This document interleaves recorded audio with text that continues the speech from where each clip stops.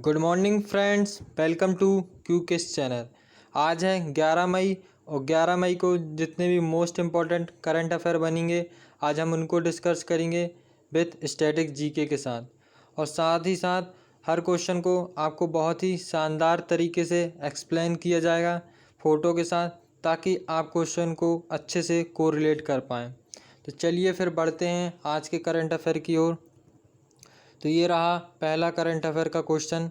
हाल ही में विश्व प्रवासी पक्षी दिवस कब मनाया गया? तो इसका सही आंसर हो जाएगा ऑप्शन नंबर डी, यानी 9 मई को। जो विश्व प्रवासी पक्षी दिवस है ये साल पे 2 बार मनाया जाता है। तो ये मई के सेकेंड सैटरडे में मनाया जाता है, तो इस बार 9 मई को पड़ा था। मई में 9 मई को सेकेंड सैटरडे, और ये एक बार और मनाया जाता है अक्टूबर में। तो ये भी सेकेंड सैटरडे को मनाया जाता है, तो अक्टूबर में मनाया जाएगा। तो उस दिन पड़ेगा 10 अगर अक्टूबर, तो उस दिन भी मनाया जाएगा विश्व प्रवासी पक्षी दिवस। अब ये साल में तो 2 बार मनाया जाता है, पर ये क्यों मनाया जाता है इसके लिए भी अपन जान लेते हैं। तो जो प्रवासी पक्षी हैं उनको जो संरक्षित करने के लिए लोगों को जागरूक करना, और जो प्रवासी पक्षियों का जो निवास है उनको सुरक्षित करने के लिए और उनके महत्व को जानने के लिए विश्व प्रवासी पक्षी दिवस मनाया जाता है। जैसे कि ये देख पा रहे हैं इस बार जो मनाया गया था विश्व प्रवासी पक्षी दिवस, तो ये इसका जो थीम रखी गई थी वर्ड्स कनेक्ट आवर वर्ल्ड, तो ये इसकी थीम रखी गई थी, तो ये याद रखिएगा। चलिए अब चलते हैं अपन नेक्स्ट क्वेश्चन की तरफ। तो नेक्स्ट क्वेश्चन ये है, प्रवासी राहत मित्र नामक ऐप किसने लॉन्च किया? तो फ्रेंड्स इसका सही आंसर हो जाएगा उत्तर प्रदेश। तो जो उत्तर प्रदेश सरकार ने है उसने प्रवासी राहत मित्र नामक एक ऐप लॉन्च किया है। इसका क्या काम रहेगा? ये जो सरकारी योजना व नौकरी से प्रवासी लोगों को जोड़ने के लिए इस ऐप को लॉन्च किया गया है। इसमें क्या रहेगा, जो भी उत्तर प्रदेश से प्रवासी लोग हैं उनको इस ऐप के तहत इसमें जोड़ पाएंगे। आपको इस ऐप की फ़ोटो दिखा दें ताकि आप क्वेश्चन से अच्छे से रिलेट हो पाएँ। जैसे आप ये देख पा रहे हैं, इसमें आपको ऐप में यूज़र नेम पासवर्ड आप आईडी डालेंगे, इसमें रजिस्ट्रेशन कर सकते हैं। ये उत्तर प्रदेश सरकार के द्वारा एक ऐप लॉन्च की गई है। अब इसके बारे में जैसे जान लेते हैं उत्तर प्रदेश में, तो अभी और भी जो करंट अफेयर चल रहे हैं उत्तर प्रदेश से, तो जैसे जियो टैग कम्युनिटी किचन वाला पहला राज्य बना है उत्तर प्रदेश। और जो वर्चुअल अदालत हैं के जरिए सुनवाई करने वाला, तो ये भी पहला राज्य बना है उत्तर प्रदेश।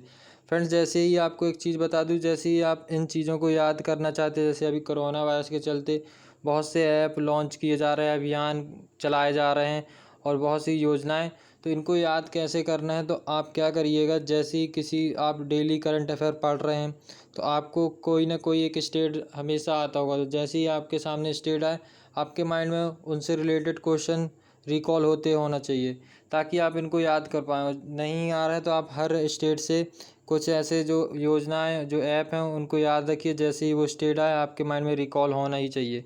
मैं भी आपके लिए कोशिश करूँगा, पर क्या है और भी डिटेल्स बताना रहता है तो वीडियो ज़्यादा लंबी हो सकती है, इसलिए आप अपने माइंड में खुद ही रिकॉल करें।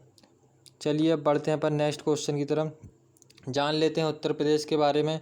जो उत्तर प्रदेश के मुख्यमंत्री हैं वो हैं योगी आदित्यनाथ, और जहाँ वहाँ के गवर्नर हैं वो हैं आनंदीबेन पटेल। और ऑफिशियल एनिमल देखें वहाँ का तो बारहसिंगा ऑफिशियल एनिमल है। और वर्ड देखें वहाँ का तो राजकीय पक्षी जो तो वो है सारस करेन। और नेशनल पार्क देखें तो दुधवा नेशनल पार्क है, और लाखीमपुर खेरी, तो ये नेशनल पार्क है। और जो टाइगर रिजर्व देखें तो पीलीभीती टाइगर रिजर्व है, जो पीलीभीती डिस्ट्रिक्ट में है। अब चलते हैं और देख लेते हैं उत्तर प्रदेश। उत्तर प्रदेश का जो उच्च न्यायालय है इलाहाबाद में, तो जो उनके अभी मुख्य न्यायाधीश हैं वो हैं गोविंद माथुर जी। तो यहाँ के अभी उच्च न्यायाधीश के मुख्य न्यायाधीश हैं। अब जो उत्तर प्रदेश की लोकसभा सीटें हैं वो 80 हैं, और राज्यसभा सीटें यहाँ से 31 हैं। विधानसभा देखें तो 404 सीट विधानसभा है।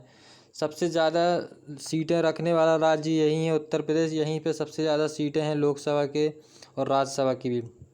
उत्तर प्रदेश का एक पड़ोसी देश है नेपाल, और उत्तर प्रदेश की सीमाएं 8 राज्य से लगती हैं: उत्तराखंड, हिमाचल प्रदेश, हरियाणा, राजस्थान, मध्य प्रदेश, छत्तीसगढ़, झारखंड और बिहार। सबसे ज़्यादा सीमाएं लगने वाला राज्य भी यही है उत्तर प्रदेश, तो इसको याद रखिए, सबसे ज़्यादा स्टेटों से ये सीमा साझा करता है अपनी। नेक्स्ट क्वेश्चन, हाल ही में मेलबर्न क्रिकेट क्लब एमसीसी के अध्यक्ष पर फिर से कौन बने? तो फ्रेंड्स इसका सही आंसर है कुमार संगकारा। तो अभी कुमार संगकारा को मेलबर्न क्रिकेट क्लब यानी एमसीसी का फिर से अध्यक्ष चुना गया है। यहाँ पर कुमार संगकारा की बात करें तो ये श्रीलंका के खिलाड़ी हैं, और जो कुमार संगकारा हैं जो ये पहले ऐसे नॉन ब्रिटिश अध्यक्ष हैं जो मेलबर्न क्रिकेट क्लब के बने हैं। अभी तक जितने भी अध्यक्ष बने हैं एमसीसी के वो ब्रिटिश बने हैं, तो ये पहले हो जाते हैं जो नॉन ब्रिटिश हैं, और ये पिछले साल भी बने थे। इनका 1 साल का कार्यकाल और बढ़ा दिया गया है। यहाँ पर अब देखते हैं जो एमसीसी यानी मेलबर्न क्रिकेट क्लब के बारे में जान लेते हैं। तो जो इसकी स्थापना की गई थी 1787 में, ये याद रखिएगा एमसीसी की स्थापना, और इसका मुख्यालय हो जाता है लंदन, यूनाइटेड किंगडम की राजधानी। चलिए अब चलते हैं नेक्स्ट क्वेश्चन की तरफ। हाल ही में रिलायंस जियो ने किस अमेरिकी कंपनी को अपनी 1.15% हिस्सेदारी बेच दी है? तो फ्रेंड्स इसका सही आंसर देखते हैं क्या हो जाता है। तो इसका सही आंसर है सिल्वर लेक। तो सिल्वर लेक को क्या है, अभी अपने जो रिलायंस जियो है इसने अपनी एक अमेरिका कंपनी है जिसका नाम है सिल्वर लेक, तो उसको अपनी हिस्सेदारी 1.15% हिस्सेदारी बेच दी है। अभी कुछ दिन पहले जियो ने ही अपनी जो हिस्सेदारी थी फेसबुक को भी बेची थी, जिसमें 9.99% फेसबुक को अपनी हिस्सेदारी की थी। तो और अभी इसने क्या है सिल्वर लेक को कर दी, तो ये याद रखिएगा। नेक्स्ट क्वेश्चन, हाल ही में कैलाश मानसरोवर यात्रा के लिए नया मार्ग का उद्घाटन किसने किया? तो इसका सही आंसर हो जाएगा option number B, Rajnath Singh ने, जो हमारे अभी रक्षा मंत्री हैं। तो इन्होंने अभी कैलाश मानसरोवर यात्रा के लिए जो नया मार्ग बनाया जा रहा है उसका उद्घाटन किया है। और जो नया मार्ग बनाया जाएगा ये क्या है, एलओसी है जो लिपुलेख दर्रा के पास, वहीं पर बनाया जाएगा। 80 किलोमीटर का ये रास्ता रहेगा जो सीधे आपको एक लिपुलेख से कैलाश मानसरोवर को जोड़ेगा। यहाँ पर देखें जैसे आप ये देख पा रहे हैं धारचूला से लिपुलेख, तो ये रास्ता बनाया जाएगा। ये जो अभी चल रहा है इसमें काम 80 किलोमीटर का ये रास्ता रहेगा, इसी बीच बनाया जा रहा है। इसको जो आप देख पा रहे हैं जो कैलाश मानसरोवर, इसमें 3 रास्ते से आप जा सकते हैं, नेपाल से भी और सिक्किम से भी, और ये यहाँ उत्तराखंड से। पहले आपको यहाँ जाने के लिए 4 से 5 हफ्ते लगते थे, पर अब इस रास्ते के बन जाने के कारण आप 1 हफ्ते पर कैलाश मानसरोवर घूम सकते हैं। पहले आप देखते थे सबसे ज़्यादा चाइना के भाग में ट्रैवल करना पड़ता था, लेकिन इस रास्ते के बन जाने के बाद आप इंडिया के 84% पर रहेगा ये यात्रा कर पाएंगे, और जो 16% भाग रहेगा वो चाइना पर। तो ये ज़्यादा सुविधा रहेगा आर्मियों के लिए भी। अब यहाँ पर जैसे और देख लेते हैं, ये देख पा रहे हैं उत्तराखंड में बनाई गई 80 किलोमीटर लंबी सड़क जो एलओसी के पास रहेगी, जो लिपुलेख दर्रा से होकर कैलाश मानसरोवर को यात्रा के लिए नया मार्ग खोलेगी। तो अभी इसका जो उद्घाटन किया है हमारे राजनाथ सिंह मंत्री हैं जो रक्षा मंत्री, इन्होंने। अब फ्रेंड्स यहाँ पर मानसरोवर की बात आई, कैलाश मानसरोवर की, चलिए आपको कैलाश मानसरोवर के दर्शन करा देते हैं। वैसे भी आप अभी लॉकडाउन के कारण बहुत दिन से कहीं घूमे नहीं होंगे, तो चलिए आपको आज कैलाश मानसरोवर घुमाते हैं। तो ये है कैलाश मानसरोवर, देख लेते हैं पहले। तो ये है आपका इंडिया, और इधर पाकिस्तान, और ये नेपाल। तो जो कैलाश मानसरोवर का जो लिपुलेख दर्रा बनाया जाएगा, ये जो उत्तराखंड है, उत्तराखंड की जो बाउंड्री है आप जैसे ये देख पा रहे हैं, उत्तराखंड की बिल्कुल बाउंड्री में बनाया जाएगा। यहीं पे ये मार्ग बनाया जा रहा है, इसी का उद्घाटन अब किया गया है। यदि ये मार्ग बन जाता है तो आपको सीधे मानसरोवर के रास्ते से जॉइंट हो जाएगा, तो आपको बहुत ही आसानी से मतलब 1 हफ्ते में आप कैलाश मानसरोवर घूम सकते हैं। तो ये याद रखिए। ये देख पा रहे हैं यहाँ पर बनेगा, अभी जो रास्ता बनाया जा रहा है यहाँ पर काम चल रहा है, यहीं पे राजनाथ सिंह ने उसका उद्घाटन किया। चलिए अब चलते हैं अपन नेक्स्ट क्वेश्चन की तरफ। हाल ही में भारत का कौन सा राज्य अफ्रीकन स्वाइन फीवर से प्रभावित हुआ है? तो इसका सही आंसर हो जाता है असम। तो अभी जो असम राज्य है वो अफ्रीकन स्वाइन फीवर से प्रभावित किया है। क्या है, ये भी जो अफ्रीकन स्वाइन फीवर है ये भी चाइना से ही रिलेटेड बीमारी है। तो अभी इसमें क्या है, सबसे ज़्यादा असम जो राज्य है वो प्रभावित हुआ है। यहाँ पर 80 शुगर थे वो मारे गए इसी बीमारी के तहत, ये याद रखिए। अब यहाँ पर असम की बात आई तो असम के बारे में जान लेते हैं। यहाँ पर जो कोविड-19 के कारण 2020 में अपना आबू बाची मेला जो असम का फेवरेट रहता मेला उसको अभी क्या है रद्द कर दिया गया था कोविड-19 के कारण। और जो असम सरकार है इन्होंने रेडियो प्रोग्राम यानी प्रज्ञा नाम का एक रेडियो प्रोग्राम भी लॉन्च किया था स्टूडेंटों के लिए। और फ्रेंड्स और भी स्टेट हैं जैसे कई स्टूडेंटों के लिए बहुत से ऐप जैसे किए हैं योजनाएं लागू की हैं उनके भी लिए जान लेते हैं। जैसे राजस्थान ने स्माइल पहल चालू की थी स्टूडेंटों के लिए। और एमपी सरकार की बात करें तो रेडियो स्कूल नाम से और एक टॉप पेरेंट्स नाम से भी एक ऐप लॉन्च किया था स्टूडेंटों के लिए। जो भी स्टेट आते हैं मैं बता रहा हूँ आपको, यदि आपको ऐप वगैरह रिलेटेड से याद करना है तो ऐसे ही आप याद कर पाएंगे। इतने सारे अभी कोरोना वायरस के चलते जो ऐप लॉन्च कर दिए हैं, तो कोई भी स्टेट आता है आप उससे रिलेटेड माइंड में रिकॉल करिए ऐप योजना वगैरह। चलिए अब चलते हैं अपन नेक्स्ट क्वेश्चन में। यहाँ पर असम के बारे में जान लेते हैं। तो असम की राजधानी हो जाती है दिसपुर और यहाँ के जो चीफ मिनिस्टर हैं वो हैं एस सोनेवाल और गवर्नर हो जाते हैं जगदीश मुखी। लोकसभा सीट यहाँ से 14 और राज्यसभा सीटें यहाँ पर 7 हैं और वहीं विधानसभा सीटें देखें तो 126 हैं। और जो असम राज्य है एक चीज़ और रखिएगा, जो असम राज्य है ये जल नीति धारण करने वाला पहला राज्य है, लागू करने वाला मतलब पहला राज्य है, ये भी याद रखिएगा। चलिए अब नेक्स्ट क्वेश्चन देख लेते हैं। हाल ही में किस राज्य सरकार ने संजीवनी वाहन विकसित किया? तो अब इसका आंसर भी देख लेते हैं क्या है। तो जो मध्य प्रदेश सरकार है इसने अभी क्या है संजीवनी वाहन विकसित किया है। यह व्हीकल ऐसा है जिसके अंदर डॉक्टर रहेंगे और पेशेंट को अंदर से ही ट्रीट कर पाएंगे ताकि इन्फेक्शन ना हो। तो ये वाहन इस अभी सरकार है जो मध्य प्रदेश सरकार है उसने बनाया है, विकसित किया है, संजीवनी वाहन नाम इसका रखा गया है। अब ये याद रखिए। अब मध्य प्रदेश से रिलेटेड कुछ चीज़ें और देख लेते हैं जो अभी मध्य प्रदेश ने करंट में कुछ चीज़ें की है। जैसे जीवन अमृत योजना जो इम्यूनिटी बढ़ाने के काम आएगा। इसमें क्या है 50-50 ग्राम के एक त्रिकुट चूर्ण बांटे जाएंगे। और एक जीवन शक्ति योजना जिसमें मास्क महिलाओं के द्वारा बनाया जाएगा और एक मास्क 11 रुपये का रहेगा, तो आप इसको बना के सरकार को बेच सकते हैं। और जो एक टॉप पेरेंट ऐप है ये स्टूडेंटों के लिए बनाया गया है। और एक संकल्प योजना जो उमरिया ज़िले में अभी पुलिसों के द्वारा सहायता करने के लिए जो बुजुर्ग हैं उनकी सहायता करने के लिए एक चलाई गई योजना है। और अभी मध्य प्रदेश सरकार ने एक प्रधानमंत्री योद्धा कल्याण योजना भी चालू की थी जिसमें आंगनबाड़ी महिलाओं के लिए हेल्थ इंश्योरेंस कराया जाएगा। चलिए अब देख लेते हैं नेक्स्ट क्वेश्चन। 9 मई 2020 को महाराणा प्रताप की कौन सी जयंती मनाई गई? तो फ्रेंड्स ये महाराणा प्रताप बहुत ही वीर थे, इनकी अभी जो जयंती मनाई गई है तो देख लेते कौन सी जयंती है। तो 480 नंबर की ये जयंती 480वीं जयंती थी। तो इस बार जो 9 मई 2020 को मनाई गई थी। अब यहाँ पर महाराणा प्रताप जी की बात आई है तो उनको देख लेते हैं। ये है महाराणा प्रताप जी। इस फोटो इसलिए आपको दिखाई जाती है ताकि आप क्वेश्चन को ज़्यादा देर तक याद रख सकें, तो ये इसीलिए आपको दिखाते हैं। चलिए देख लेते हैं महाराणा प्रताप जी के बारे में। जैसे आप ये देख पा रहे हैं महाराणा प्रताप के, जैसे ये मुग़ल एम्पायर जो 1605 की बात करें, ये आपको पिंक से कलर का दिखा रहा है, ये पूरा मुग़ल एम्पायर था 1605 के समय। और उसी समय क्या है एक मेवाड़ के राजा थे महाराणा प्रताप सिंह। जैसे आप ये देख पा रहे हैं येलो कलर का, ये मेवाड़ था। तो मुग़ल साम्राज्य चारों साइड होने के बाद भी जो मेवाड़ के राजा थे महाराणा प्रताप, इन्होंने क्या है मुग़लों के सामने अपना स्वाभिमान और अपने घुटने नहीं टेके। इनकी इन्हीं बहादुरी से हमें मोटिवेट होना चाहिए कि इतने चारों साइड शत्रु होने के बाद भी इन्होंने अपना स्वाभिमान को बेचा नहीं। तो इनसे क्या मिलती सीख कि हमारे चारों ओर नेगेटिविटी होने के बाद भी हमें डरना नहीं चाहिए, उसका डट के मुकाबला करना चाहिए।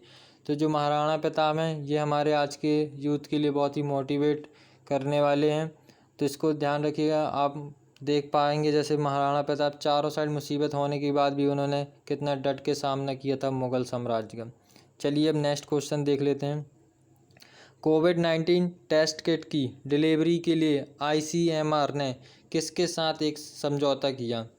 तो अब क्या है जो कोविड-19 की टेस्ट किट हैं उनकी डिलीवरी के लिए कोई ना कोई को ICMR से जो समझौता तो करना था, क्योंकि उनकी डिलीवरी की जाए ताकि ज़्यादा से ज़्यादा टेस्ट कर पाएँ।